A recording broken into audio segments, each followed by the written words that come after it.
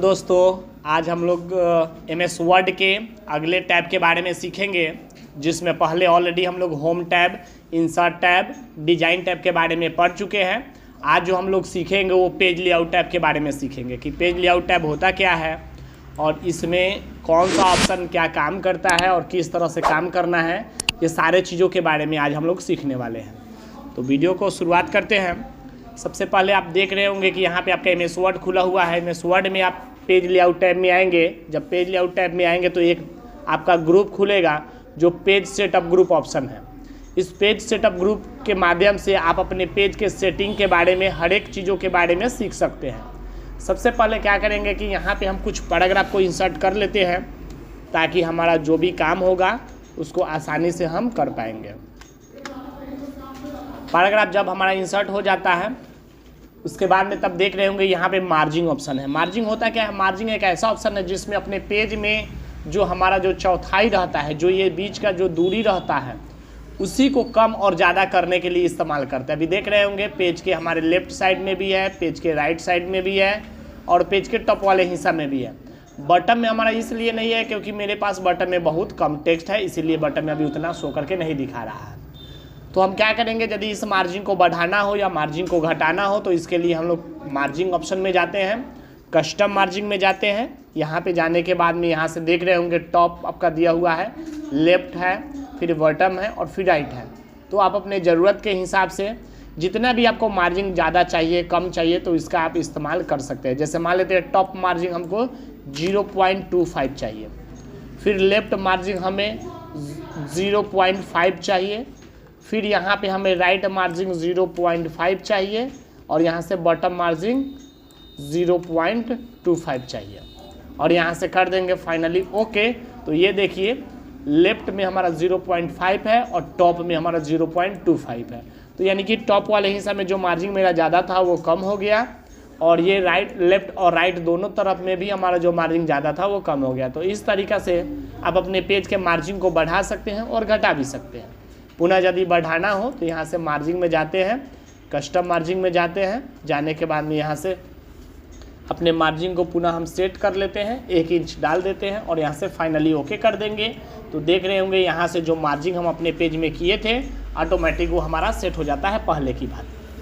अगला ऑप्शन हमारा आता है ओरिएंटेशन। ओरिएंटेशन ऑप्शन जो होता है ना, वो पेज के मोड को बदलने का काम करता है, जो पेज को पोर्ट्रेट और लैंडस्केप में करने के लिए इस्तेमाल किया जाता है। अभी देख रहे होंगे पेज जो है हमारा वो पोर्ट्रेट मोड में है। यदि इस पेज को लैंडस्केप मोड में करना हो तो इसके लिए जाएंगे यहाँ से ओरिएंटेशन में और लैंडस्केप मोड पर क्लिक कर देते हैं। तो ये देखिए पेज आपका चौड़ा हो गया। जो पेज मेरा टॉल था वो वाइड स्क्रीन में हो जाता है। पुनः यदि आपको टॉल रखना हो तो यहाँ से पोर्ट्रेट पर क्लिक करेंगे, ऑटोमेटिक मेरा ये पेज सेट हो जाता है। इसके लिए इसका इस्तेमाल करते हैं। अगला ऑप्शन हमारा आता है साइज का। तो जो भी हमारे पास पेपर रहता है उस पेपर के साइज के हिसाब से हम अपने पेज के साइज को बनाने का काम करते हैं। इसके लिए हम जाते हैं यहाँ से साइज वाले ऑप्शन में और जो भी हमें साइज चाहिए यहाँ से आप देख रहे होंगे ये जितना भी दिख रहा होगा ये सब हमारे पेपर का ही साइज है। लेकिन जो हम लोग प्रिंटिंग करते हैं वो मेरा स्टैंडर्ड A4 साइज होता है, जिसके माध्यम से सूटेबल हमारा डॉक्यूमेंट प्रिंट हो पाता है। तो यहाँ से हम अपने पेज का साइज़ A4 साइज हम ले लेते हैं। पेज मेरा उस साइज के हिसाब से सेट हो जाता है। इसके लिए हम लोग साइज ऑप्शन का इस्तेमाल करते हैं। फिर से यदि दूसरा साइज चाहिए, जैसे लेटर चाहिए, स्टेटमेंट चाहिए, तो यहाँ से देख रहे होंगे पेज का साइज ऑटोमेटिक जब बदलेगा तो हमारा टेक्स्ट एक से अधिक पेज में चला जाता है। फिर से हम यहाँ से जाते हैं, हम अपने पेज का साइज को बदल देते हैं तो सारा टेक्स्ट मेरा एक ही पेज में ऐड हो जाता है। अगला ऑप्शन हमारा आता है कॉलम्स का। तो इसके लिए थोड़ा हमें अधिक टेक्स्ट को इंसर्ट करना पड़ेगा ताकि जो भी हमारा कॉलम है वो अलग अलग कॉलम हिसाब से हमारा इंसर्ट हो पाए। अभी देख रहे होंगे आप यहाँ पे मेरे पास एक पेज में फुल टेक्स्ट लिखा हुआ है, भरा हुआ है। कॉलम में जाएंगे और यहाँ पे आपको 1 कॉलम में ऑलरेडी है। यदि 2 कॉलम में इसको बांटना चाहते हैं, यानी 2 खंड में बांटना चाहते हैं, तो 2 कॉलम पर क्लिक करेंगे तो ये 2 खंड में बांट देगा। यदि इसी को यदि 3 कॉलम में करना चाहते हैं तो 3 पर करते हैं तो 3 कॉलम में बांट देगा और यदि जो भी टेक्स्ट बचेगा उसको अगले पेज में सेट करने के लिए इस्तेमाल किया जाता है। फिर से यदि चाहते हैं कि हम एक ही पेज में रखें तो फिर से यहाँ से एक ही कॉलम पर क्लिक करते हैं तो एक कॉलम में आ गया। यदि हम अपने पेज को यदि 3 कॉलम से अधिक कॉलम में बांटना चाहते हैं तो इसके लिए यहाँ से मोर कॉलम में जाते हैं और यहाँ से कॉलम का संख्या बढ़ा देते हैं, 2 4 5 6 जितना भी कॉलम चाहिए करके यहाँ से ओके करेंगे। ये देखिए उतना कॉलम ये डिस्ट्रीब्यूट कर देता है। हम 6 कॉलम में बांट रहे हैं, तो 6 कॉलम में बांटने के बाद में जो हमारे पेज में टेक्स्ट बच रहा है वो नेक्स्ट पेज में यहाँ पे शो करके दिखाने का काम करता है। इसके लिए इसका इस्तेमाल करते हैं।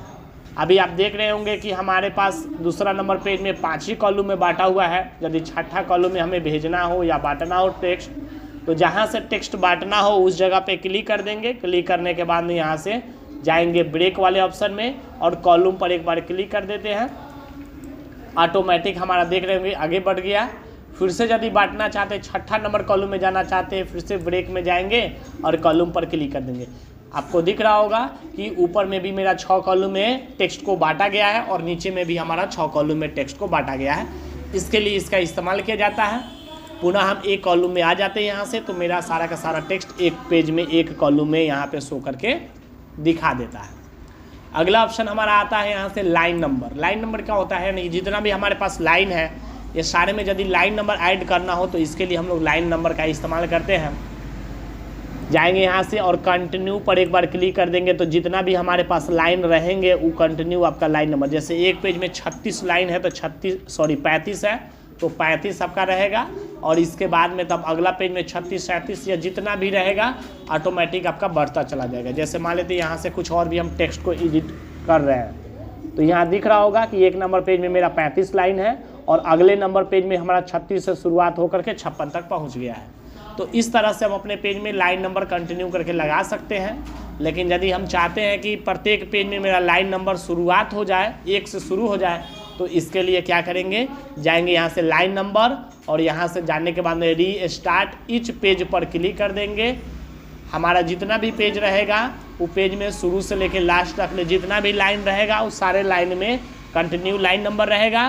फिर दूसरा पेज जो हमारा रहेगा उस दूसरा पेज में हमारा फिर लाइन नंबर 1 से शुरुआत हो जाएगा, यानी वो लाइन नंबर को रीस्टार्ट कर देने का काम करता है। इसके लिए इसका इस्तेमाल किया जाता है। अगला ऑप्शन हमारा आता है हाइफनेशन का। हाइफनेशन ऑप्शन जो होता है ना, वो हाइफन ऐड करने के लिए हाइफनेशन का इस्तेमाल किया जाता है। जैसे 2 वर्ड के बीच में एक डैश जो प्रोवाइड करता है, इसके लिए इस्तेमाल करते हैं। जैसे मान लेते हैं कि हम किसी लाइन में टेक्स्ट को लिख रहे हैं और उस लाइन में पूरा टेक्स्ट मेरा नहीं एडजस्ट हो सकता है, टेक्स्ट का साइज़ बड़ा है, टेक्स्ट मेरा बड़ा है, फॉन्ट मेरा बड़ा है, तो इसके लिए हम क्या करेंगे, यहाँ से जाएंगे हाइफनेशन में और ऑटोमेटिक कर देते हैं।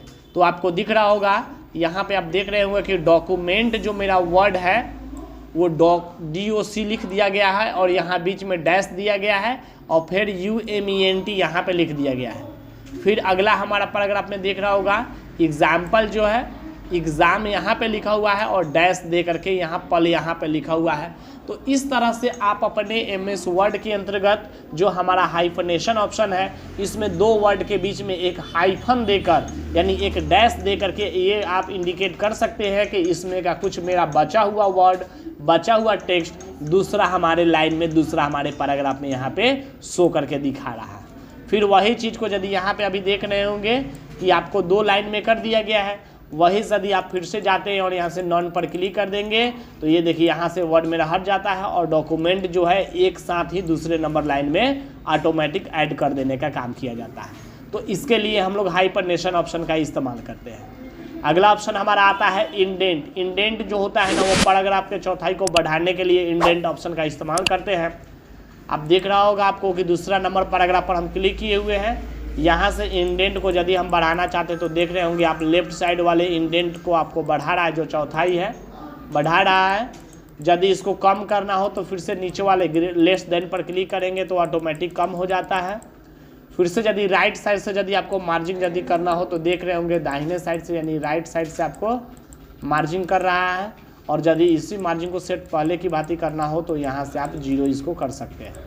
तो इस तरीक़ा से आप अपने जो हमारे पास पेज है, जो इंडेंट है, उसके लेफ्ट और राइट मार्जिन आप अपने ज़रूरत के हिसाब से सिर्फ इसी पैराग्राफ को आप बढ़ा सकते हैं और ज़रूरत के हिसाब से घटा भी सकते हैं। अगला ऑप्शन हमारा आता है स्पेसिंग में।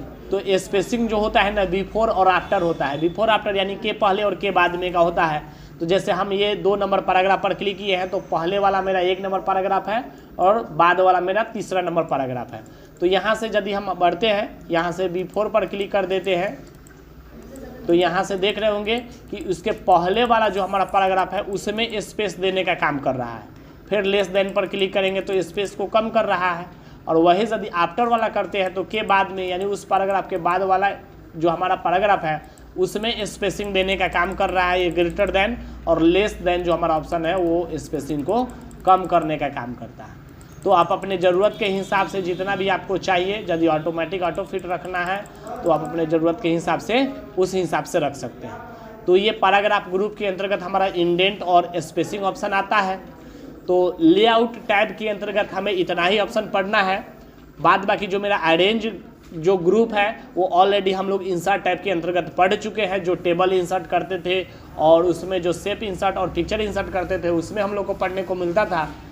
तो इस लेआउट टैब में इतना ही हमें पढ़ना है। आई होप आप लोग को समझ में आया होगा। यदि किसी प्रकार की कोई समस्या हो, यदि समझ में आप लोग को नहीं आया हो तो कमेंट सेक्शन में जा कर के आप पूछ सकते हैं और उस टॉपिक को, उस कंटेंट को आप क्लियर कर सकते हैं। आज के लिए इतना ही, धन्यवाद।